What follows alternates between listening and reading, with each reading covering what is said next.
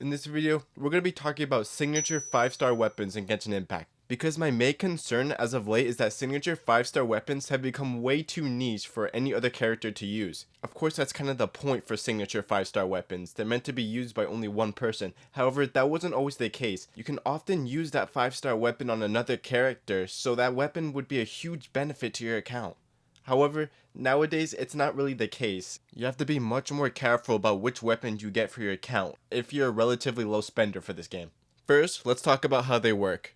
Base attack. It varies from weapon to weapon, so for convenience we'll categorize them by low, average, and high. The base attack on the weapon will directly increase your character's base attack rather than indirectly like artifacts. Next we have the weapon's secondary stat, which is usually crit damage or crit rate, unless the character is utility based, which then it's usually HP, defense, or attack. They don't really make that many energy recharge weapons anymore, but they're still extremely valuable. And of course we have elemental mastery, which again not a lot of people have. The general rule for weapons with a crit rate, crit damage substat is that the higher the base attack is, the lower the substat will be, and vice versa.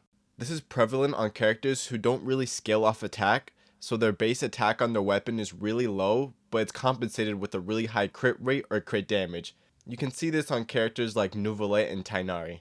But that doesn't mean characters who scale off of attack can't use those weapons, because they can just use it as a stat stick. Crit is king in Genshin, and they have a lot of crit, so it's usually worth it if you want to. Then here comes the weapon's passive ability, and that's when the niche really starts setting in. A lot of these passives are completely useless on a lot of other characters, because they're mostly for the character they were released with. Arlecchino, for example, her weapon directly influences her character's kit and improves upon it. However, not a lot of other people need Bonds of Life, so it's really useless on a lot of other people. Then there's the Mist Splitter Reforged that gives an elemental damage boost, so it works for anyone. So the weapons I'm going to recommend you getting are going to have very strong substats and a very useful passive effect that your supports or main DPSs can use. First off, we have Venti's signature weapon, Elegy for the End. It has energy recharge for its substat, average base attack, which doesn't really matter for supports, but its effect is incredible as it gives you elemental mastery and also gives your teammates elemental mastery and attack.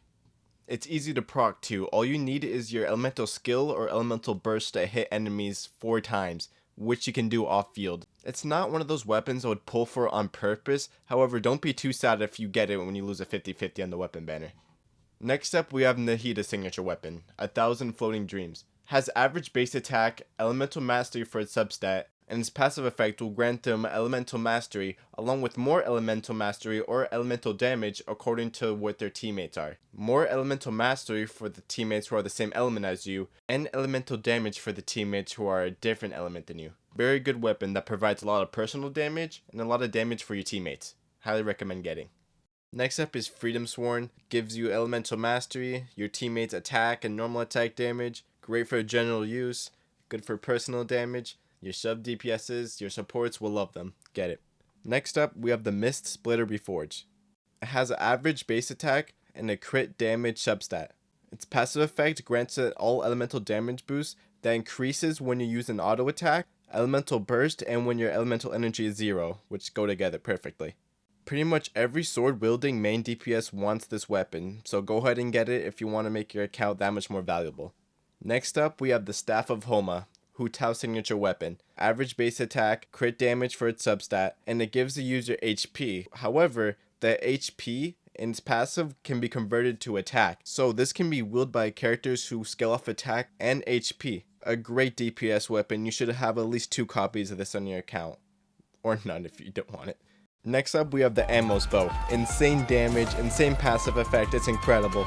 For Rex Lapis. Next up we have Queen Dia's signature weapon, Beacon of the Reed Sea. This weapon is incredible. It gives average base attack, crit rate substat. Its passive effect gives a lot of attack and HP if you want some more survivability. The character itself might not be the best, but this weapon is for sure incredible. Good luck finding it though. It's Dia's on the standard banner now, so she's not gonna have her own weapon banner, so it's gone forever probably. Okay, that's the end of my list, and as you notice, there's not a lot of weapons that came out recently, because a lot of the weapons nowadays are too niche and just not for general use anymore. So if you want to pull for a character's signature weapon, you can. If it has crit damage or crit rate, you can always just use it as a stat stick, but don't expect it to be able to usable in a lot of other characters. It's the sad reality.